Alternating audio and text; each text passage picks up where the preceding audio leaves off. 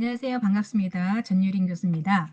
자, 우리가 지금 1주차, 2주차 강의를 들어보셨죠?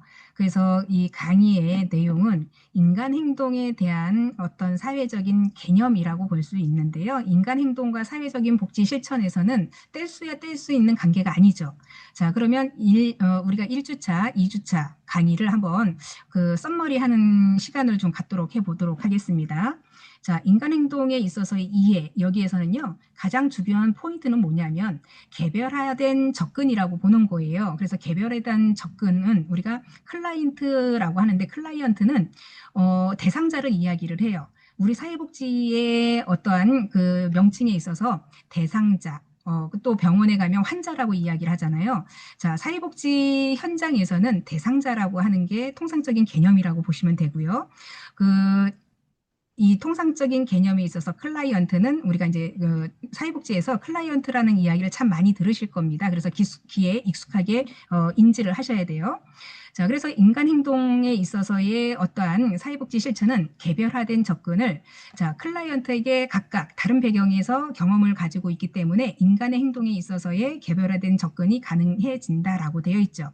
우리는 사람 생김새가 한 사람 한 사람 다 다르죠. 일란성 쌍둥이가 아닌 이상에는. 그렇기 때문에 인간 행동에 있어서의 우리가 면접에 있어서는 개별화된 접근이 필요하다라고 하는 것이 가장 큰 특성이라고 볼 수 있겠고요. 두 번째는 문제 진단에 대한 정확성. 그래서 우리가 병원을 가게 되면 배가 아파서 갔는데 이 원인의 질병을 알아야 되겠죠. 그래서 각종 검사를 하게 되죠. 그 검사를 하게 되면 어떠한 부분에 어떻게 아프고 또 우리가 그거를 그 진단을 내리기 위해서는 처방을 내려야 되잖아요. 어떤 처방? 예, 딱서의 오더가 있어서 배가 아픈데 저 배가 피 검사를 통해서 그리고 뭐 CT를 통해서 엑스레이를 통해서 초음파를 통해서 각종 질병이 무엇인지를 확인하기 위해서는 그거에 따른 어떠한 질병을 끄집어내기 위해서는 진단이 중요하다라고 하는 부분입니다. 그럼 사회복지 실천 현장에서의 대상자, 클라이언트에 대한 문제 진단의 정확성, 이거를 깊이 있게 생각을 해야 된다라고 하는 거죠. 그래서 인간 행동을 깊이 이해하려면 클라이언트의 문제를 보다 정확하게 진단할 수 있는 것이고, 세 번째는 적절한 개입의 전략을 마련하라라고 얘기를 하죠. 그래서 이것은 무슨 이야기냐면 인간 행동을 이해하기 위해서는 사회복지 실천의 핵심 어떤 것이 필요하다? 예, 클라이언트 문제를 정확하게 파악하고 거기에 따른 개입이 있어야 된다라고 하는 것을 말하고 있습니다. 자, 그래서 우리가 인간 행동에 대한 주요한 관점을 보게 되면 정신역동 이론이라고 지난 시간에 말씀을 드렸죠. 정신역동 이론이라고 하는 것은 프로이드의 이론이라고 말씀을 했는데, 자, 프로이드가 얘기하는 것은 이 무의식, 내적 갈등, 초기 경험 이런 거를 중심으로 한 접근 이론이다라고 볼 수 있겠습니다. 이 정신역동 이론이 어떻게 해서 태생이 됐냐면 프로이드는 의사예요. 정신과 의사. 자, 근데 정신과 의사가 환자들을 상담을 하다 보니까 이 환자들이 어린 시절 본인들이 갈등했던 어떤 내적 고민, 그리고 초기 경험, 이런 것들로 인해서 성장을 하더라도 문제가 있는 부분에 있어서 끄집어내서 이야기를 해보면 과거에 본인의 어떤 무의식적인 내적 갈등에 인해서 현재의 문제가 계속 진행형으로 발달하고 있더라라고 하는 것을 접근으로 통해서 알았던 이론이라고 보는 거죠.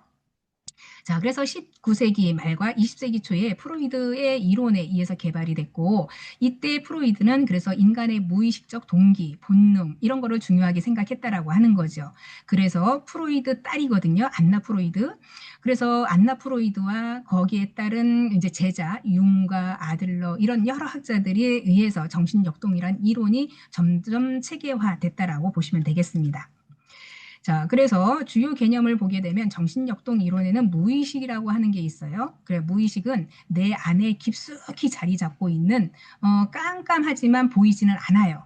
자, 이런 거를 무의식에 의한 마음의 부분이라고 하는데, 이거는 내 속에 꽉 응어리로 우리 옛날에는 우리 한국 사람들은 예로부터 병이 있어요. 근데 그 병은 과학적인 기술로도 규명이 안 돼. 자, 이게 우리나라 대한민국에 있는 그 아주 고유한 병이라고 얘기를 해요. 세계에서도 찾아볼 수 없는 병. 자, 이거를 우리는 한이라고 하자, 한. 자, 그런 게 있다라고 하는 거예요. 자, 그래서 그 한이 바로 우리가 프로이드가 얘기하는 무의식의 세계, 감정, 이런 그 행동에 있는 감정 이런 것들은 영향을 미쳐서 계속 그게 어때요? 마음에 응어리로 여기에 딱 들어앉게 생기면 항상 마음속에는 뭐예요? 미지에 내가 해결하지 못했던 어떤 문제가 있으면 그게 자꾸 발현이 되죠. 어디로? 꿈으로 발현이 된다라고 하는 거예요. 자, 그래서 꿈을 꾸거나 어떤 실수가 있거나 자유현상을 통해서 드러날 수가 있다라고 하는 거죠. 우리가 쉽게 얘기하면 치중진담이라는 거 많이 들어보셨죠? 자, 평소에는 굉장히 이 사람이 착하고 아주 건실하고 하는데 술만 먹었다면은 어때요? 사람이 180도로 돌변해가지고 이 사람의 폭력성 그리고 이 사람에 대한 생각 이런 것들이 술로 인해서 어때요? 본인이 절제할 수 없는 행동들이 막 나오기 시작하는 거죠. 자, 이런 것들이 이제 무의식 속에 담고 있는 언어의 기질. 그래서 술만 먹었다 하면은 이제 없던 용기가 생겨서 막 폭력적으로 행동을 한다거나 예, 그런 게 이제 발현이 되는 거죠. 자, 그래서 정신역동 이론의 중요한 개념이 무의식이다라고 하는 것이고요. 자, 이 무의식 안에는 정신을 원초와 자아, 초자아로 구분하는 구조 모델이 있다라고 이야기를 해요. 그래서 원초와는 뭐예요? 아주 깊이 내면에 있는 그 미지의 세계, 자아라는 것은 원초화를 이렇게 꾹꾹 누르면서 현실과 타협을 하는 거예요, 현실. 그래서 예를 들면, 자, 우리가 예를 들면요. 자, 차들이 여기 이제 일직선으로, 이게 길이 이렇게 일직선에 여기 이제, 스라고 하는 횡단보도가 있다라고 합시다. 횡단보도가. 차들이 이렇게 빵빵거리고 서 있어요.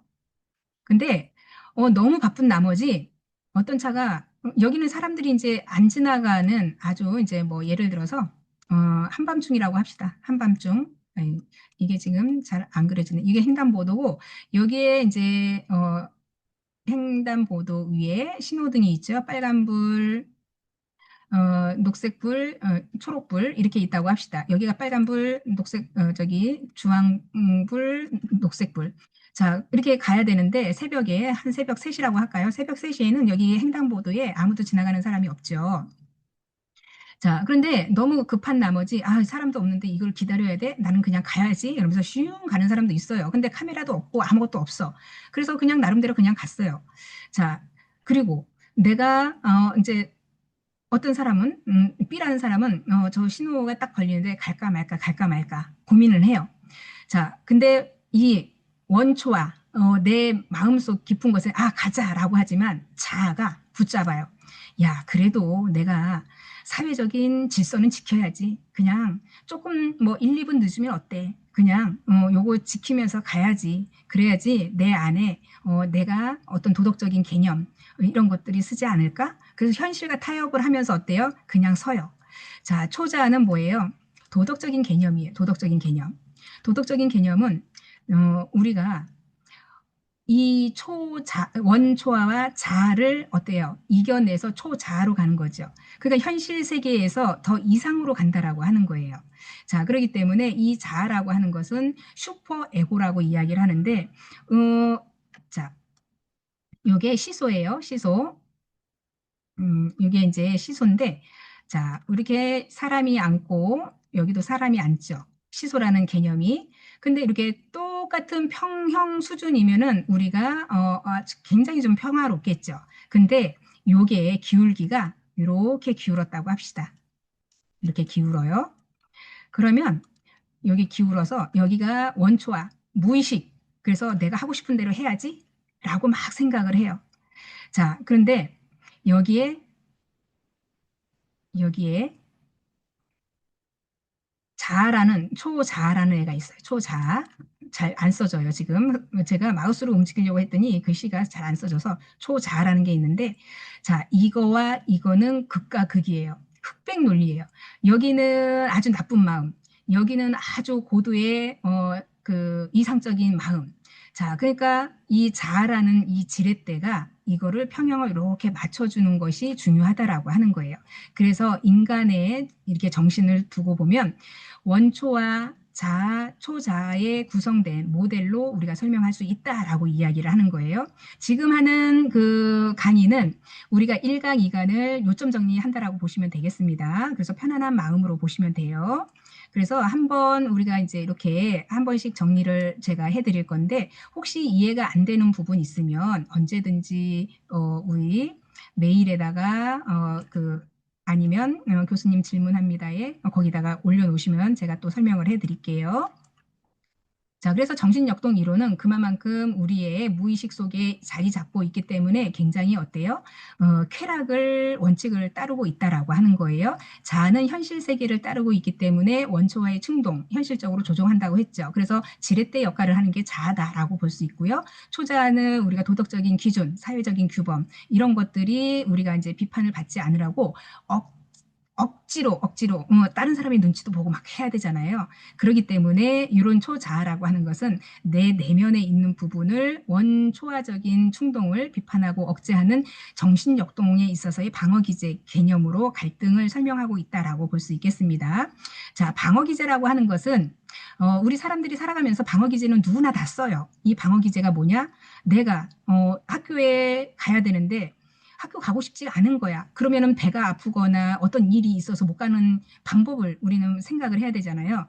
그렇기 때문에 어떠한 이유를 달아서라도 그 자리를 모면하고 싶은 것 이런 것들을 우리가 흔히 이야기는 방어 기제를 사용한다라고 얘기를 해요. 방어 기제를 사용해서 다 나쁘냐? 아니 좋은 것도 있어요. 방어 기제는 다 나쁜 부정적인 것만 있는 게 아니라 좋은 개념도 있다라고 보는 건데 방어 기제에 나중에 제가 설명한 부분이 참 많을 텐데요. 자, 우리가 사촌이 땅을 사면 배가 아프다라고 하는 옛말이 있죠. 사촌이 땅을 샀는데 내가 왜 배가 아파요? 실제로 배가 아픈가요? 그렇지 않죠. 빗대어서 얘기하는 거죠. 예, 사촌이 땅이 사면 나는 살 수가 없는데 저 사람은 샀어. 그러니까 어때요? 심술나죠. 그러니까 그게 사촌이 땅을 사면 배가 아프다. 신체화 증상이라고 이야기를 하는 방어 기제를 쓰는 거예요. 자, 또 쉽게 얘기하면, 자, 내가 회사에서 과장한테, 부장한테 엄청 깨졌어. 그래서 그날은 기분이 꽝이야. 그런데 집에 와서 보니까, 그 회사에서 짜증 냈던 기분이 집에 와서도 어때요? 고스란히, 폭발을 해요. 누구한테? 아이들한테, 내지는 부인한테, 아니면 남편한테. 이거를 뭐라 해요? 남 탓하는 거 있잖아. 남 탓. 예, 그래서 이거를 투사라고 얘기를 해요. 투사. 자, 이 투사라는 개념 뭐예요? 자신의 감정이나 생각을 다른 사람한테 전달시켜서 화를 내거나 행동을 하는 거. 이런 거에 된다라고 하는 거죠. 자, 어떤 아이가 아빠한테 많이 혼났어요.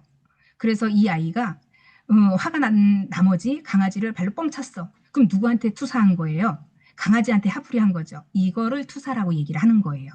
자, 그래서 방어 기제가 우리가 방어 기제에 있어서 투사라던가 행동하라던가 신체화라던가 아니면 승화라던가 이런 것들이 이제 많이 나올 건데 앞으로 이런 거에 대해서 더 공부를 그 뒤에 장에서는 더 많이 할 겁니다. 자, 그래서 이게 정신역동의 이론에서는 개념들이 여러 개념이 있는데 이런 방어 기제를 처음에 이거를 활용한 게 누구다? 프로이드 이론의 안나 프로이드 있죠? 프로이드의 딸 안나 프로이드가 정립을 했어요. 그래서 이 방어 기제는 안나 프로에 의해서 이렇게 지금까지 우리들한테 전해져 내려오고 있습니다. 자, 그래서 이런 개념들이 우리가 그 사회복지 그 역동, 정신 역동에서는 중요한 개념이고요. 자, 개념들을 보면 우리가 프로이드 이론은 5가지로 나눈다고 했죠. 구강기, 학문기, 남근기, 잠복기, 생식기. 자, 이런 게 나눠지는 이유는 그 구강기, 그러니까 출생에서 1세까지의 발달 단계, 또 학문기라고 해서 1세부터 3세까지의 발달 단계, 남근기라고 해서 3세부터 6세까지의 시기, 잠복기라고 해서 6살부터 사춘기까지 청소년 시기가 되겠죠. 이때까지. 그리고 생식기라고 해서 사춘기 이후에는 뭐예요? 성인기로 들어오죠. 청년기로 들어오죠. 그래서 프로이드의 정신역동 이론은 이렇게 다섯 가지로 나눠서 보기 때문에 요 관련돼서 이 시기에 충족이 되냐 못 되냐에 따라서 내면의 무의식이 발현이 된다라고 하는 거예요. 자, 출생부터 1세까지면 이거 우리나라의 이론이 아니죠. 우리는 출생에서 태어나는 부터 한 살이라고 이야기를 하잖아요. 통칭. 그래서 이 개념 자체가 만으로 따지면 돼요. 그래서 만 1세에서 3세, 만 3세에서 6세 이렇게 이제 생각을 하시면 된다라고 보시면 되겠습니다.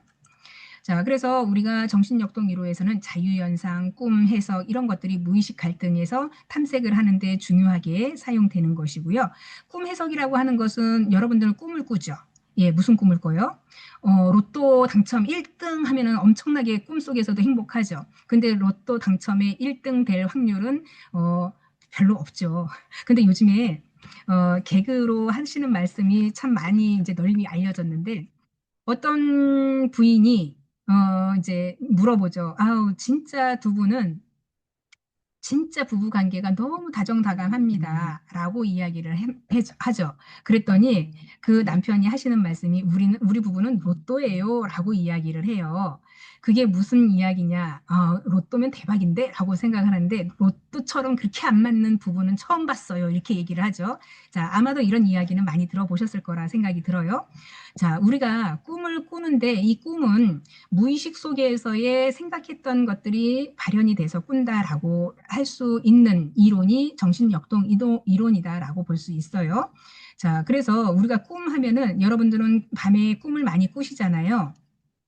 자, 이 꿈이 어떤 단계로 가냐라고 하면 제가 그거에 대해서 간단하게 설명을 좀 해드릴게요.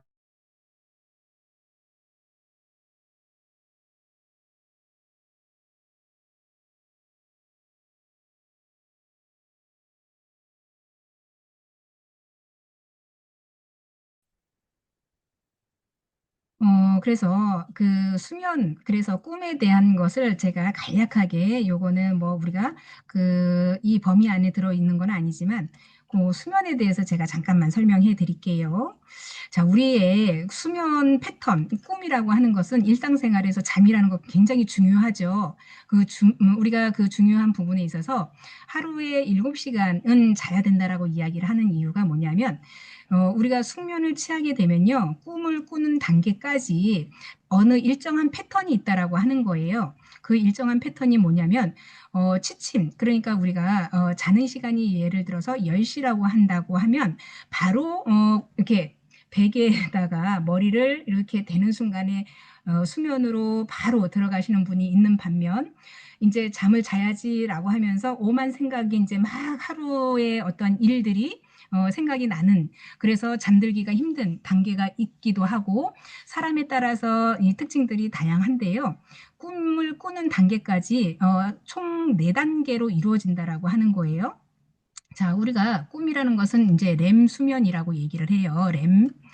자, 이 렘 수면이 되려면 이 렘 수면 중에 패턴이라고 하는 것은 자, 1단계, 2단계, 3단계가 있는데 1단계, 2단계, 3단계가 있다고 해요. 자, 이 수면, 이 1단계에서는 자, 잠을 자기 시작하면 자, 눈을 감고 있으면 자나? 라고 이제 생각하면 나 아직 안 잔다라고 하는 게 1단계예요. 2단계에 잠에 들기 시작하면 잠깐 졸았네 라고 하는 게 이 두 번째 수면 상태라고 보는 것이고, 세 번째 이 수면에 딱 들어가면 아주 깊은 잠을 자는, 깨워도 잘 못 일어나는 이 단계가 3단계라고 얘기를 해요. 그러니까 수면 패턴이 여기서부터 1단계, 2단계, 3, 자, 이렇게 하면 되겠다. 1단계, 2단계, 3단계 이렇게 내려와요. 자, 여기가 좀 이상하죠? 다시. 예. 이게 아이펜으로 하게 되면 잘 그려지는데 컴퓨터로 지금 마우스로 하려니까 이게 생각처럼 쉽게 그려지질 않네요. 자, 그래서 다시 1단계에서 2단계로 내려와서 3단계는 아주 깊은 수면에 취한다라고 하는 거예요. 여기가 3단계예요. 그러면 1단계에서는 뭐예요? 금방 나 아직 안 졸아. 나 아직 잠 안 들었어. 라고 하는 단계고, 2단계는 깜빡 졸았네. 라는 생각이 드는 거고요. 3단계는 누가 깨워서도 잘 못 일어나는 비몽사몽간의 상태라고 보는 거예요.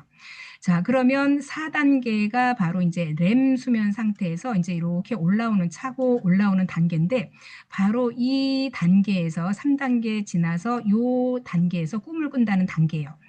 자, 그러면은 이런 단계가 1, 2, 3단계에 한번 치고 올라가면서 꿈꾸는 단계. 여기가 이제 우리가 흔히 꿈의 단계라고 이야기를 하거든요.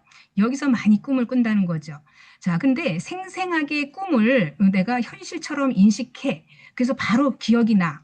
그래서 순간 내가 깊은 잠을 들어서 꿈을 막 꾸고 있는 단계에서 누가 옆에서 막 깨워. 그럼 어때요?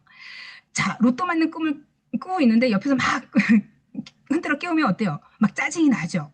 자, 이런 단계, 바로 이 꿈꾸는 단계가 바로 현실적인 부분에 딱 깨어났을 때 우리가 기억하는 단계라고 보시면 되는데, 근데 밤에 꿈을 꿨는데 도대체가 생각이 안 나라고 하는 게 있을 거예요. 그러면 이 꿈의 단계가 1단계, 2단계, 3단계로 갔을 때 이렇게 올라오는 단계도 역시나 1단계, 3단계에서 올라와서 또 2단계로 올라오고 또 1단계로 이렇게 올라오는 꿈의 수면 패턴, 이런 패턴이, 자, 이런 모형들이요, 밤새 자는 동안에, 요게 이제 요 수면, 요 패턴, 요 한 그래프가 만들어질 때까지 90분이 소요가 된다라고 해요, 과학적으로. 자, 그래서 90분이 이 하나의 요런 그림을 만든다라고 하는 건데, 그래프상.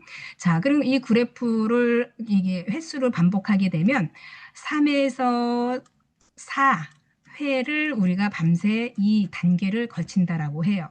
자, 그러니까 여기에서 렘 수면 상태에서부터 시작해가지고 이렇게 이 단계가 진행되는데, 밤 10시에 들게 되면 어때요? 1시간 동안 뒤척거리고, 그리고 이제 1시간 뒤에 서서히 졸음이 오기 시작해서 요 꿈 단계까지 90분. 그리고 이 사이클이 한 번 더 있고, 한 번 더 있고, 한 번 더 있고, 사람에 따라서는 이 4번에서 5번까지도 간다라고 얘기를 해요. 자, 이게 우리가 꿈을 꿨을 때, 깊은 숙면을 취했을 때, 여기서 우리가 이제 굉장히 머리를 푹 쉬는 단계라고 얘기를 하겠죠. 근데 사실상 우리가 꿈을 꿀 때는요, 뇌가 더 활발하게 운동을 한다는 거예요. 그건 무슨 소리냐? 우리가 꿈을 꾸면은, 자, 가만히 아이들 잠잘 때 옆에서 한번 지켜보세요. 아이들이 푹 자고 있는데 눈동자는 막 빠르게 막 둥글둥글 막 굴리고 있어요. 눈은 감았지만 눈동자가 막 움직인다는 거예요. 자, 이 눈동자가 움직인다는 거는 이 머리 안에 뇌 세포에서 굉장히 활발한 활동을 하고 있다는 거예요. 그러니까 이 뇌는 활발하게 운동을 하고 있고 신체, 각 기관은 어때요? 숙면 상태에 취해져. 그래서 우리가 잠잘 때는 이 팔다리 다 그냥 휴식을 취하고 있는 상태예요. 그쵸? 자, 그래서 이런 게 우리가 숙면을 취해야 된 이유가 이 꿈을 꾸면서 머리에 세로토닌이라는 물질이 이제 형성이 된다라고 하는 거예요. 이 세로토닌이라고 하는 것은 사람으로 따지면은 이제 이 기분 전환의 효과를 가지게 되는데, 세로토닌이라는 것은 분비가 많이 분비가 안 되면 우울증에 걸릴 확률이 많다라고 보는 거고, 너무 과다하면 뭐예요? 예, 세로토닌이 너무 많이 있어. 그러니까 방방 뛰죠. 그러니까 뭐라 그럴까? 왜 기분의 전환이 급격하게 막 좋았다가 나빴다, 조울증이라고 하죠. 조증이라고 이야기도 하는데, 자, 이렇게 우리가 머리에서 세로토닌이 충분히 신체에 밤에 많이 생기다 보니까 우리가 숙면을 좀 잘 취하면 낮에 뭐 어떠한 생각들, 그리고 우리가 기분 전환에 관련된 이 머리에서의 어떠한 이온이라고 하는 에너지 물질 대사들이 많이 발생이 된다라고 하는 거예요. 그래서 밤에는 좀 사람들이 왜 자야 되는지, 낮에 활동해야 되는지 이런 원리가 있다라고 하는 거예요. 그래서 우리가 밤에 늦게까지 뭐 깨어서 게임을 한다거나, 아니면 뭐 나처럼 일을 한다거나 이렇게 되면 신체 리듬이 많이 어때요? 예, 망가지겠죠. 그래서 반복적으로 그렇게 하면 건강상에 문제가 생긴다라고 하는 거예요. 그래서 면역력이 떨어진다라고 하는 것이 바로 이런 물질들이 우리 머리 뇌 속에서는 밤에 생성되는 물질들이 참 많다라고 보는 거거든요. 그렇기 때문에 지금의 이제 우리가 예전에는 인터넷이 많이 발달되지 않았을 때는 정보를 얻기가 쉽지 않았잖아요.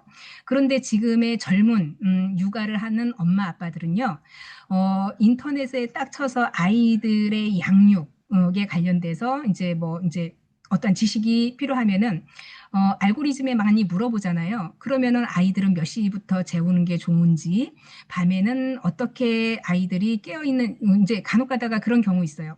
저 집은 새벽마다 저렇게 떠들고 쿵쾅거리고 애들까지도 막 너무 뛰어서 밑에 사람이 이제 잠을 못 자겠다라고 하는 거 있잖아요. 그래서 층간소음 이런 것들이 이제 아이들 키우는 집에서는 부모들이 아이들의 어떠한 양육 패턴에 있어서 아이들을 잠잘 때는 잠을 자게 해야 아이들이 어때요? 성장이 잘 발달된다라고 하는 거예요. 그러다 보니까 지금의 젊은 육아를 하는 엄마 아빠들은 아이들의 이런 패턴을 잘 유지를 하려고 많은 정보들을 얻는다라고 하는 거예요. 예전에 우리가 아이들을 키울 때는 인터넷이 발달되지 않았던 시절이거든요. 그러다 보니 규칙적인 아이들의 패턴, 잠자는 시간, 깨어있는 일상생활 이런 것들이 과학적으로 증명을 했는데 정보를 잘 알 수가 없었으니까 그냥 좀 바람직한 부분. 그래서 많은 사람들이 하는 방법대로 따라 했지만 지금의 젊은 부모들은 이런 그 개념들을 잘 알고 있기 때문에 굉장히 철저하게 규칙들을 많이 지키고 있더라고요. 저희 이제 우리 큰 아들의 이제 저도 이제 아이가 빨리 결혼을 해서 아이를 출산을 했는데 큰 손자를 이렇게 아이 패턴 재우는 걸 봤더니 아이를 빨리 재우더라고요. 한 8시부터 아이는 재워요. 그러니까 6시 되면 씻기고 7시에 밥 먹이고 그리고 이제 잠깐 활동했다가 책 읽어주고 숙면을 취하려면 8시에 아이 방에 딱 가서 아이하고 그대로 이제 취침을 하고 있더라고요. 그러면은 1시간 정도 아이를 재우고 그 이후에 이제 조용히 나와서 아이가 푹 자게끔. 자, 이런 것들이 우리가 과학적으로 보게 되면 이론상 아이들의 숙면에 있어서 어떤 도움이 뇌 기능에 도움이 되는지 정확하게 알아서 이런 그 교육들을 하는 거죠. 자, 그래서 이런 그 정신역동에서의 꿈이라고 하는 것도 역시나 우리가 새로운 어떠한 이론이 아니라 지금 이렇게 우리 모든 사람들이 클릭 한 번만 하면 알 수 있는 정보들이 굉장히 유용한 정보들이 많다라고 하는 거예요. 그래서 수면에 관련돼서 이렇게 간단하게 한번 이야기해 봤습니다. 자, 다음은 우리가 정신역동 이론에서 중요한 부분은 이런 여러 가지의 그 관점에서 봤을 때 어떤 게 사회복지 실천에서의 중요성을 이야기를 하느냐라고 하는 것인데 결국에는 클라이언트의 삶에 대한 질 향상이라고 하는 부분이 그 정신역동에서는 큰 기여를 하고 있다라고 보는 관점이라고 할 수 있겠습니다. 제가 이렇게 강의하는데 혹시 잘 이해가 안 되거나 잘 못 알아듣는 부분이 있을까요? 지금 강의는 1강, 2강에 대한 그 좀 중요한 부분을 다시 한번 반복해서 제가 학습을 해드리는 거예요. 그래서 좀 1, 2강에서 이해 안 됐던 부분, 중요한 포인트를 잡고 있으니까 요거로 그냥 편안하게 청취를 하시면 되겠습니다. 자, 그리고 우리가 행동주의 이론 지난 시간에도 이야기했지만 왓슨이라는 학자가 이제 심리학자인데 요거는 이제 그 왓슨이라는 학자가 행동주의에 대한 이론을 정립한 건데요. 스키너와 대표적인 학자라고 보시면 되겠습니다. 그래서 스키너와 왓슨은 학습과 조건 형성을 강조를 했어요. 그래서 학습이라는 게 계속 반복하게 되면 어때요? 우리가 어린 시절에 구구단을 학교에 가서 암기를 했잖아요. 구구단을 계속 반복적으로 애우니까 2단에서 9단까지 어때요? 술술술 암기가 지금도 나오는 게 학습을 통해서 반복하는 학습을 통해서 계속 뇌리에 뭐예요? 조건 형성을 강조를 했던 부분이죠. 그래서 6 곱하기 6은 36 이렇게 딱 나오는 것처럼 조건 형성이 되는 거예요. 이게 바로 행동주의 이론, 그래서 학습 이론이라고 이야기를 합니다. 그래서 여기서 보게 되면 행동주의 이론에서는 굉장히 중요한 부분이 고전적인 조건 형성이라고 하는 내용들이 있는데, 파블로프가 대표적인 또 이런 이제 개념을 정리를 했어요. 파블로프가 얘기한 거는, 자, 인간 행동과 사회 환경에 있어서 이론에 개의 종소리, 그래서 개가 이렇게 가만히 있는 개를 종으로 딱 치면은 벌써 침을 막 흘리게끔 조건 학습을 한 거예요. 자, 이거는 처음부터 딸랑이를 이렇게 종을 쳐서 개가 침을 흘리는 건 아니죠. 그러면 요 조건 학습을 맞게 이 자극을 주어졌기 때문에 나중에는 어때요? 먹이를 안 줘도 종소리를 치게 되면 침을 흘리는 반응들이 나오죠. 근데 이게 계속 이렇게 꾸준히 가진 않아요. 자, 근데 여기에서 조건 학습이라고 하는 것은 어떠한 조건적인 부분에 있어서의 강화물을 주게 되면 거기에 반사를 하는 거지만, 예를 들어서 어, 종을 칠 때마다 먹이를 줬는데, 그러면은 10번을 해서 종을 칠 때마다 먹이가 나오면 이제는 종을 치고 먹이를 안 줘도 침을 흘린다라고 하는 거죠. 근데 계속 이거를 반복하면 어때요?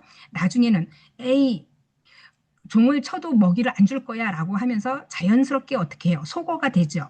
자, 이런 게 있다라고 하는 거예요. 자, 그래서 그만큼 조건 반응에서는 거기에 따른 강화물에 있어서의 강화의 그 어떤 메뉴가 있느냐에 따라서 계속 학습이 진행된다라고 하는 거예요. 자, 이래서 스키너가 인간 행동에 대해서 강화와 처벌이라고 하는 개념을 또 수정해서 만들었는데요. 이런 이제 긍정적인 강화가 있는 반면 부정적인 강화가 있다라고 하는 것을 이야기를 합니다. 자, 그래서 행동 개념에 있어서의 이런 그 우리가 청소년 시절, 특히 뭐 아동, 청소년, 성인 다양하게 행동 문제를 해결하는 데 효과적인 거죠. 우리가 아이들 같은 경우에는 아이들의 어떤 비행, 그래서 아이들의 부정적인 행동을 수정하려면 어때요? 처음부터 그거는 안 돼, 안 돼라고 얘기하기보다는 아이들에게 조금씩 조금씩 노출을 하면서 아이들이 안 된다라고 하는 부분을 긍정적으로 심어줄 수 있는 그런 것들이 행동 수정이라고 얘기를 하는 거예요. 그래서 거기에 따른 조건 학습. 예를 들면 아빠가 아침마다 출근을 하는데 아이가 어느 날 아빠한테 칭찬을 받고자 구두를 미리 막 닦아놨어요. 그러니까 아빠가 이 녀석 기특한데 라고 하면서 지갑에서 돈을 꺼내서 10,000원짜리를 주면서 오늘 아빠 구두를 닦았으니까 기분이 좋네 라고 하면서 강화물로 뭐예요? 지폐를 한 장 꺼내줬더니 이 아이는 너무 생각지도 못한 돈이 들어왔죠. 그러니까 행복한 거죠. 그러니까 이 아이가 어때요? 그 다음날도 똑같은 행동을 해요. 또 구두를 닦아요. 그랬더니 아빠도 또 거기에 따른 강화물을 또 지폐를 줬어요. 근데 이제 매일같이 이 아이는 아빠가 오늘도 내가 구두를 닦으면 아빠가 돈을 주겠지라고 딱 닦았는데 아빠가 아유 고생했다라고 하면서 머리만 쓰다듬어 주면서 아빠 갔다 올게라고 하면은 이 아동은 어때요? 왜 돈 안 줘요? 라고 물어볼 수도 있겠죠. 그럼 맨날 이제 아빠가 이 아이는 이제 소극적인 아이라고 생각합시다. 그래서 왜 돈 안 줘요라고 얘기를 못하고 그 다음날 아빠가 잊었을 거야. 그러면서 두 번째 날 또 닦았는데 아빠가 또 돈을 안 주네. 그럼 이 아이는 뭐 시들해지죠. 내가 이제 구두를 닦아도 아빠는 안 줄 거야 라고 하면서 자동적으로 또 소거가 돼요. 강화물이라는 것은 계속 주어졌을 때의 강화가 행동 변화가 계속 일어난다라고 보시면 되겠습니다. 그래서 부적 강화, 긍정 강화가 있다라고 하는 거 개념을 그렇게 알아두시면 될 것 같고요. 그리고 인지 이론에 보시면 인지 이론은 자, 인간 행동에 있어서의 사람에 있어서 비해빙이라고 하는 게 행동이란 말이에요. 그런 감정의 중요한 역할을 강조를 하는데 인지 이론에 있어서는 앨리스의 이론이 있어요. 그래서 비합리적인 이론이라고 해서 뒤에 또 설명을 해드릴 건데요. 앨리스와 백이라고 하는 이론가에 의해서 그 감정적인 부분, 행동 문제를 여러 가지에 초점을 맞춰서 인지 행동 치료라고도 이야기를 합니다. 그래서 다음 시간에 계속 이제 알아볼 내용들이고요. 자, 그래서 인지 이론은 우리가 상담에 보면은 많은 이론을 인지 이론으로 접목을 시키고 있습니다. 보통 우리가 상담 치료를 가게 되면 그 상담 치료사들은 그 기법이 인지 행동 또는 그 학습 학습 이론 또는 메슬로우의 이론 이런 다양한 이론들을 접목시켜서 상담을 하지 딱 하나의 이론을 가지고 상담하지는 않습니다. 그래서 어느 이론가, 어느 심리학자의 이론을 선호한다고 해서 그 심리학자를 그대로 모방할 수는 없다는 거죠. 상담을 하다 보면 우리가 긍정적인 메시지도 주고 또 무조건적인 변화를 하라고 하진 않아요. 대상자, 클라이언트에 대해서 그 사람의 특성, 그리고 그 사람에 대한 어떠한 변화에 대해서 변화를 하려면 그 사람의 마음을 들어줘야 되잖아요. 그래서 무조건적인 긍정적인 대화 이런 것들이 있고요. 수용이라는 단어가 있어요. 수용. 그것도 이제 나중에 학습해 볼 건데요. 수용이라는 것은 상대방을 비판하지 않고 있는 그대로 들어주는 것. 이런 것들을 이제 수용이라고 얘기를 해요. 그래서 인지 행동 이론에서는 이러한 다양한 기법들을 사용하기 때문에 많은 심리학자들 또는 상담가들이 인지 이론에 대한 내용들을 가지고 상담을 진행한다라고 보실 수 있겠습니다. 자, 그리고 우리가 이제 인지적인 오류라고 하는 것인데, 인지적 오류라고 하는 것도 흑백 논리, 과잉 일반화, 개인화, 이런 것들이 있다라고 하는 거예요. 그러면 우리가 일반에 있어서 흑백 논리, 뭐 아니면 도다라고 하는 거 있잖아요. 그래서 저 사람이, 저 사람이 말이 맞다라고 하면 난 무조건적으로 따를 거야. 또 다른 사람의 의견이 있으면 그 사람은 보나마나 맞을 거야 라고 하는 그런 것들도 이제 판단의 오류라고 하는 거죠. 자, 이런 것들이 나중에 좀 더 자세히 설명을 해 드릴 거고요. 그래서 우리가 인지 행동 모델은 ABC 모델이라고 하는데, A라고 하는 것은 어떤 사건, 액티비티라고 하는 이벤트가 있어야 되고요. 신념이라고 하는 거, 그리고 결과라는 세 가지의 구성 요소를 가지고 있다라고 알고 계시면 될 것 같고요. 자, 그래서 인지 이론이 사회복지 실천에 이렇게 비합리적인 사고를 이해하고 수정하는 데는 유용한 도구를 제공하고 있다. 그래서 행동적인 문제를 해결하고 삶의 질을 향상시킬 수 있는 실질적인 적용의 예가 있는데, 그게 바로 인지 치료나 인지 행동 치료 이런 것들이 있을 수 있다라고 보여집니다. 그리고 우리가 인지 이론이라고 하면 소크라테식 질문법이다라고 하는 얘기가 있어요. 그래서 소크라테식 질문법이라고 하는 것은 자신을 깊이 생각을 탐색해서 그 타당도를 검토하는 그런 질문지법이라고 이야기를 하는데, 이후에 또 설명을 해드릴게요. 자, 그래서 인지 행동에 있어서의 이론들은 우리가 자아 실현이라고 하는 심리적인 그 기법을 가지고 접근을 한다. 그래서 이 인지 행동에 있어서의 대표적인 학자는 로저스와 메슬로우라는 두 학자에 의해서 개발이 됐고, 이것이 이제 자기 실현, 그래서 개인적인 성장을 통해서 최대한 잠재력을 발휘할 수 있다는 것을 강조를 하고 있다. 그래서 인본주의라고 하는 것은 널리 인간을 이롭게 하는 이론, 그래서 긍정적인 자아 실현이라고 생각하시면 되겠습니다. 자, 그래서 뭐 인지 이론에서는 로저스, 그래서 클라이언트 중심 치료 기법을 이야기를 한 거고요. 그리고 뭐 클라이언트의 잘못됨을 잘못했다고 비판하지 않고 수용하는 태도로 받아들여야 된다라고 하는 개념이에요. 그래서 우리가 이제 이런 것들을 살펴보면 같은 맥락에서의 어떠한 그 신념을 보게 되면 우리는 개인들의 신념이 다 있죠. 선생님들도 신념이 다 있을 거예요. 나는 사회복지를 희망한 어떠한 배경이 있겠죠. 그럼 그 신념은 나중에 내가 이 자격증을 취득하고 사회복지사로서 또는 사회복지기관에 근무를 하면서 나름대로 많은 사람들하고 나는 활동을 하면서 이해하려는 측면이 있어 라고 하면 그거는 뭐예요? 생각의 총체라고 볼 수 있겠습니다. 그래서 감정 이런 거에 큰 영향을 미친다라고 볼 수 있고요. 또 우리가 메슬로우 이론 인간의 욕구 5단계 지난번에 우리가 OT 때 제가 말씀을 간단히 드렸을 거예요. 그래서 인간의 욕구는 5단계로 나눈다라고 아마 설명을 해드렸을 건데, 그 인간의 욕구가 이렇게 피라미드식으로 삼각형을 그리게 되면, 자, 5단계라고 했죠. 그래서 칸칸이 이렇게 나누다 보면 5단계 1, 2, 3, 4, 5라고 했죠.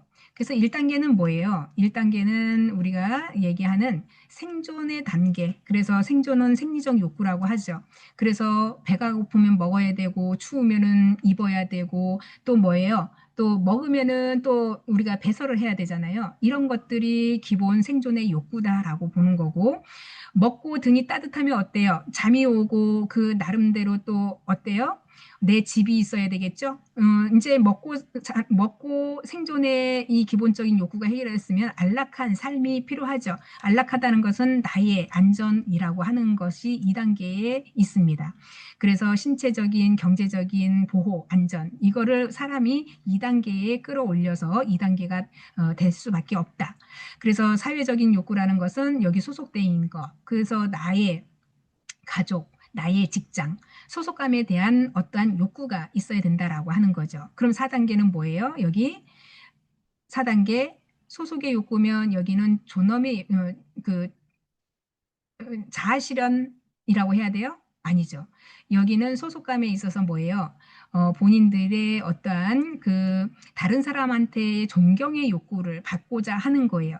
여기에서 직장에서 똑같은 10명의 신입사원이 있었다라고 하면 시간이 지나면 뭐예요? 승진을 여기서도 하겠죠. 이 10명 중에 누가 사람들한테 인정을 받고 한 단계 위에 승진이라고 하는 타이틀을 담느냐. 그러니까 여기에서는 뭐예요? 다수의 10명의 신입사원이 있으면 3년, 4년, 5년 지날수록 뭐예요? 여기서 나름대로 더 승진을 하고 있는 사람들도 있겠죠. 그러면 이 사람들은 뭐예요? 자기의 어떠한 능력, 그리고 이 능력을 발휘해서 사람들한테 저 사람은 승진할 만해. 저 사람은 일하는데 굉장히 열심히 해. 인정을 해준다라고 하는 거죠. 그러면 여기는 뭐예요? 예, 사람들로 하여금 존경의 욕구가 있다라고 하는 거죠. 그래서 집에서 가장인 아버지는 아이들의 어때요? 우상이죠. 아버지를 존중하고 어머니를 존경하고, 예. 자, 이런 것들이 가정 내에서도 요 단계는 뭐예요? 존경의 욕구가 있다라고 하는 거죠. 자, 우리가 여기 5단계로 올라오면 이제는 뭐예요? 내가 이런 거를 다 이루고 마지막 단계 자아실현이라고 하는 요 단계에서는 뭐예요?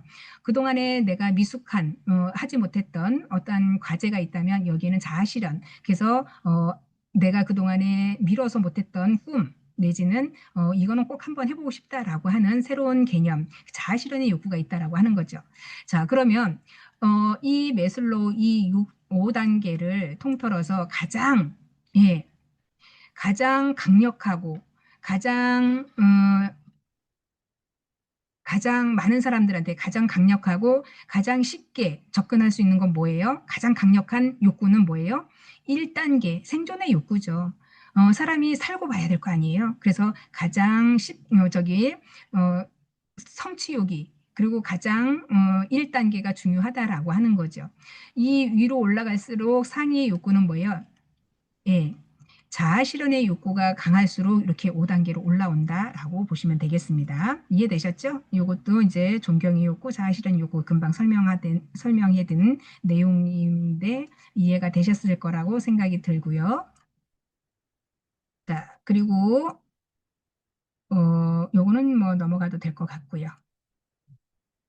자, 그래서 우리가 사회 환경이라고 하는 측면에서 보게 되면 사회 환경은 우리가 사람이 살아가면서 혼자 살 수는 없죠. 이웃과 지역사회와 이런 것들이 네트워크가 서로 잘 돼야 되는 거잖아요. 그래서 사회적인 환경은 결국에는 문화적인 환경이라고도 할 수 있겠습니다. 그래서 그 문화적인 환경이라 하는 것은 내가 어느 나라에, 어느 지역에, 어느 도시에 태어났느냐에 따라서 그 환경은 나의 어떠한 그 문화적인 측면에서 굉장히 밀접하게 나의 생애를 바꿔놓을 수 있는 거죠. 예를 들어 우리가 대한민국이 아니라 아프리카의 어느 오지에서 태어났다라고 하면 아직도 뭐예요? 나라가 부흥하지 못하고 가난하면 그 나라의 뭐예요? 빈곤으로 살 수 있는 하나의 개인 개체라고 볼 수 있는 거죠. 우리나라도 옛날에 80년대, 90년대까지는 개발도상국이라고 하는 그 딱지를 가지고 살았어요. 근데 30년 되는 이 시기에 굉장히 눈부신 발전을 했죠. 대한민국이 작은 땅덩어리라고 하지만 여기에 우리나라의 대한민국의 유전자는 고유한 한국의 유전자는 굉장히 창의력과 그 머리가 명석함이 있죠. 그래서 30년 만에 우리나라를 세계 그 OECD 국가로 들어오게 했고, 그리고 세계적으로 우리나라도 무역이면 무역 또는 문화면 문화 이런 모든 거를 다 갖췄죠. 그래서 5대 국가 안에 강대국에 이제 속한 나라가 됐습니다. 속박이 아닌 강대국으로서 어깨를 나란히 하는 것을 지금은 많은 이야기를 듣고 서로가 대한민국의 사람도 자부심을 많이 갖죠. 지금은 대한민국의 사람이라고 하면 다른 나라, 뭐 미국, 유럽 이런 데 가서도 기죽지 않아도 돼요. 워낙에 한국의 한류 문화가 전 세계적으로 퍼져 나갔고, 이번에 전쟁으로 인해서 한국이 강대국으로서의 입지를 확보하게 했죠. 우리나라의 국방에 관련된 뭐 여러 기술이라고 지금 미국과 이스라엘과 그리고 이란이 지금 전쟁을 하고 있잖아요. 이 전쟁이 끝나고 이후에도 한국의 어떠한 그 한국의 문화나 한국의 저력이나 한국의 경제는 굉장히 많은 세계에서 잘 익히 알고 있는 것처럼 한국의 국민성, 한국의 빨리빨리 문화가 굉장히 신뢰 관계를 잘 돈독하게 한다라고 하는 것을 이야기를 해요. 지금은 뭐 우리가 예전에는 TV에서 틀어주는 방송만 봤지만 지금은 실시간으로 유튜버나 SNS를 통해서 뭐 지구 반대편에 있는 소식들을 뭐 예를 들어서 1시간 내로 다 우리가 청취가 가능하잖아요. 그만큼 인터넷이 전 세계적으로 발달한 나라 중에 하나가 대한민국이 가장 빠르다라고 보시면 되겠습니다. 실시간으로 보다 보니까 우리나라의 그 통신망, 어딜 가나 지하철이든 어디를 가든 와이파이 잘 되고 그냥 빨리빨리 인터넷으로 접속하고 이런 것들이 세계적으로 이렇게 빨리빨리 되는 나라가 대한의 국민성, 빨리빨리 문화가 이렇게 키웠다라고 봐도 과언이 아닐 정도로 그렇게 한국 사람들의 저력이 있다라고 한답니다. 그렇기 때문에 지금의 우리가 이렇게 인터넷 강의 듣는 것도요, 굉장히 그 화면 속에서 뭐예요? 버퍼링이 심하면 인터넷 강의 이렇게 못해요. 그래서 지금은 우리나라 사람 엘리베이터 이렇게 왜 천천히 올라가는 엘리베이터도 가면, 아, 느려 터졌네라고 하잖아요. 엘리베이터 타자마자 뭐예요? 닫힌 버튼 막 누르잖아요. 올라가려고. 그만큼 이 조금의 시간을 우리가 어, 좋게 얘기하면 빨리 모든 거를 행동하려고 하는 것도 있고 급한 부분도 분명히 있기는 해요. 그렇지만 이런 문화가 다른 나라에서는 굉장히 여유가 있고 하다 보니까 그 여유로움이 어떻게 보면은 빨리빨리 문화에서 배울 점도 있다라고 얘기를 해요. 그만큼 한국 사람들은 빨리 무엇을 하든 행동으로 보여야 되고 그게 결과물로 나와야 한다라는 것을 입증을 해주는 단계라고 할 수 있겠습니다. 그래서 한국에서는 이게 우리나라에 지금 살고 있는 세대들, 지금 굉장히 어떻게 보면은 문화의 혜택을 많이 받고 있다라고 할 수 있고요. 뭐 미국이나 선진국을 가도요. 그냥 그 나라의 어떠한 관광 명소, 아우, 정말 대단한데라고 하지만 그 관광 명소를 지금 그들이 만든 게 아니라 과거에 이제 조상들이 만들어 놓은 것을 지금 세대들이 그 관광지로 쓰는 거잖아요. 근데 우리나라는 과거에 물려받은 재산이 우리나라는 자원도 별로 없고 뭐 가지고 있는 게 별로 없죠. 그런데 한국의 국민성 이런 것들이 성격이 급하다 보니까 뭘 만들어도 뚝딱뚝딱. 예, 그리고 AS 철저하게 해주잖아요. 이런 정신들이 한국인의 긍정적인 마인드로 성장할 수 있게 해준 거 아닌가라는 생각이 들기도 한다라고 하면서 어느 사람이 그렇게 나와서 이야기를 하는 거 보니까 그것도 제가 참 공감을 많이 했었던 부분이라고 봅니다. 자, 그래서 이렇게 사회 환경에 따라서 어느 나라에 태어났느냐에 따라서 우리가 수혜를 받고 또 수혜를 덜 받는 우리가 그 흔히 이야기하는 불평등 사회라고 이야기를 하잖아요. 불평등 사회라고 하는 것은 자원이 부족한 나라와 자원이 풍부한 나라에 사는 사람과 불평등이 있을 수밖에 없죠. 그죠? 중동에는 석유가 콸콸콸콸 막 나오잖아요. 근데 우리나라는 석유 한 방울이 안 나오잖아요. 이건 불평등이잖아요. 그런데 다만 우리나라는 그 불평등을 뭘로 해소해요? 예, 한국의 정신이 많이 한국 사람들이 이런 거를 없는 것을 다른 것으로 바꿔가면서 IT 기업으로 예, 탈바꿈을 하면서 예, 서로 부족함을 다른 부분으로 보충을 한다라고 하는 거예요. 그러다 보니까 이렇게 물리적인 환경이라든가 사회적인 환경 이런 것들이 복합적으로 어우러졌을 때 그 국민들이 굉장히 문화의 혜택을 받느냐 못 받느냐의 차이점이 있는 것 같습니다. 제가 봤을 때는. 자, 그래서 사회 환경의 이해에는 개인의 행동과 발달에 미치는 영향들이 있을 거고요. 또 자원의 기회의 접근성이나 사회적 지지와 네트워크 이런 것이 있다라고 볼 수 있겠습니다. 자, 그리고 우리가 생태 이론을 보게 되면요. 생태 이론은 인간 발달 행동에 있어서의 환경 체계를 상호작용으로 중점으로 분석하는 이론이라고 하는데, 이 이론가에서는 브루펜 브루너라고 하는 학자가 제안을 했다라고 보실 수 있겠습니다. 그래서 생태 이론에 있어서의 인간 발달을 이해하는데 환경의 역할이 중요하다라는 것을 강조를 한 거고요. 그래서 생태 이론은 미시 체계와 중간 체계와 또 무슨 체계?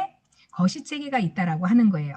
그러니까 이 세 체계에서 외 체계까지 확대가 돼서 총 4개의 체계가 있다라고 보는 건데, 요것도 아마 제가 지난번에 설명을 했을 건데요.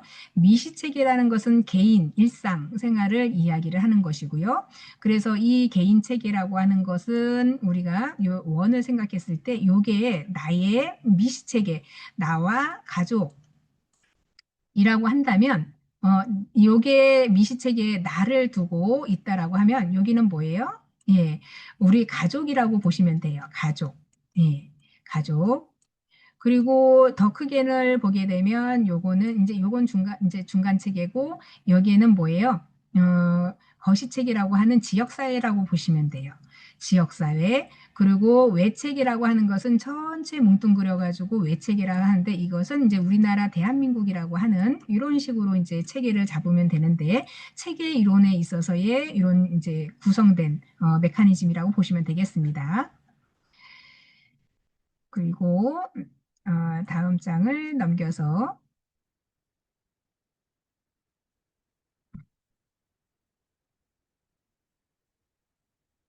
자, 그래서 우리가 이런 체계 속에서의 있는 이론을 생태체계 이론이라고 하는데요.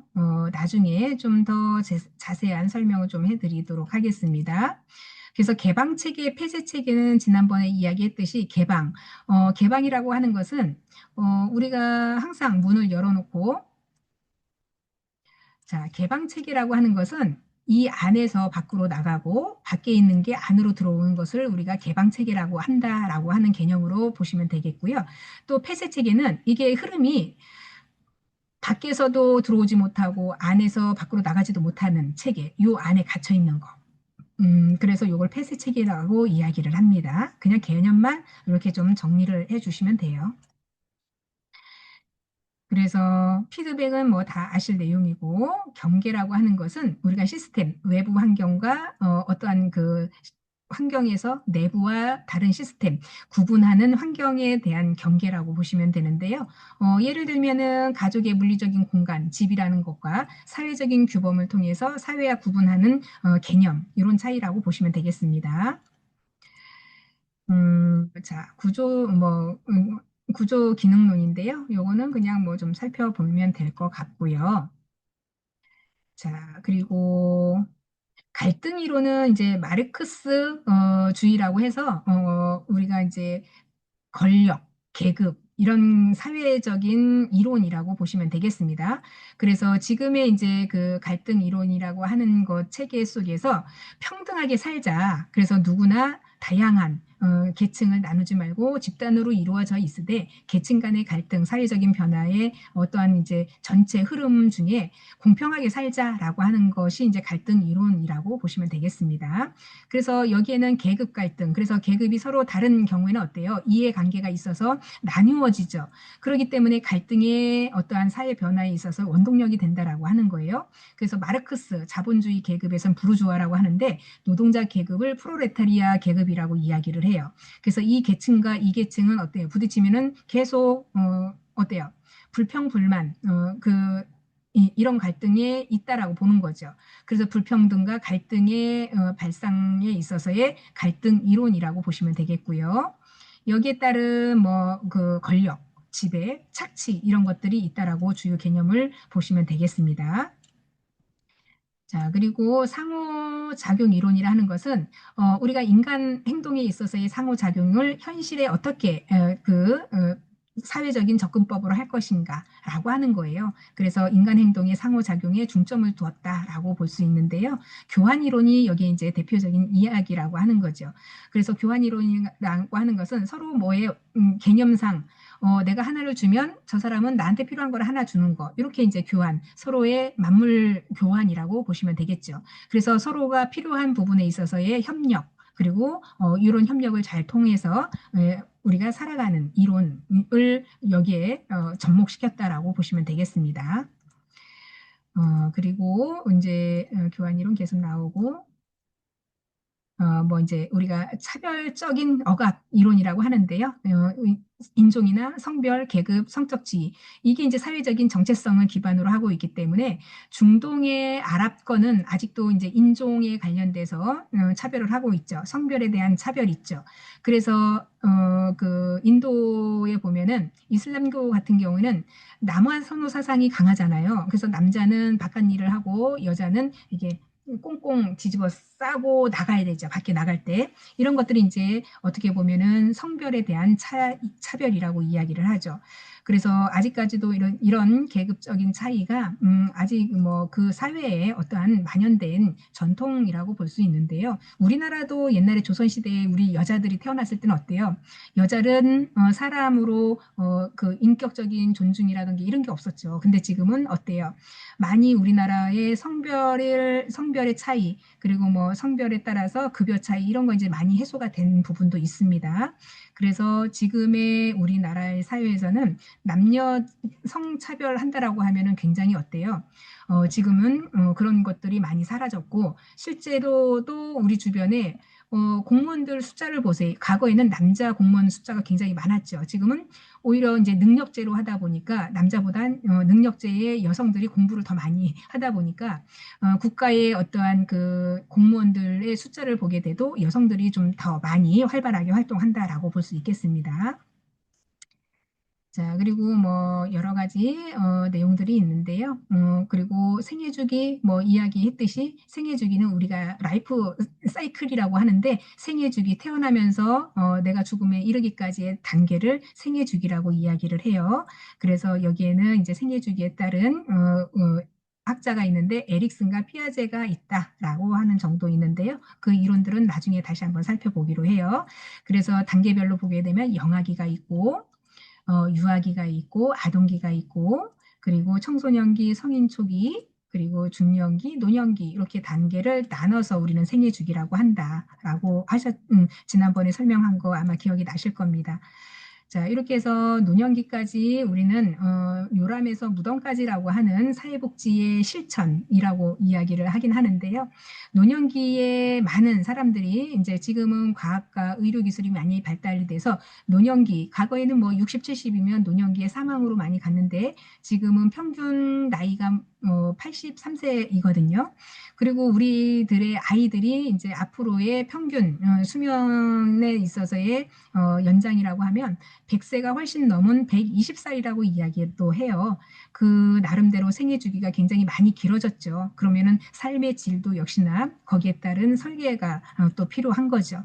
점점 사는 거는 인간의 삶에 있어서의 연장은 됐는데 그 삶의 어떠한 질 이런 것들도 우리가 어떤 삶을 사느냐에 따라서 행복하게 사는 게 중요한 거지 많이 오래 산다라고 하는 게 중심은 아니죠. 그렇기 때문에 자기 개발을 위해서 꾸준히 개발하시는 분들은 삶의 만족도, 삶의 질 향상이 굉장히 많다라고 보는 거죠. 자, 그래서 다음 시간에는 우리가 이제 정신분석 이론에 대해서 이제 좀 더 세부적으로 들어갈 거고요. 이렇게 간단하게 1-2 주차의 강의에 대해서 한번 짚어서 갔는데 이런 학습의 기회가 있는 것도 괜찮으리라 생각이 들었고요. 이렇게 우리가 학기 초에 학교 생활이 쉽지는 않지만 그나마 이렇게 공부를 한다는 것은 굉장히 응원할 만합니다. 여러분 힘내시고요. 다음 시간에 뵙도록 하겠습니다. 수고 많으셨습니다.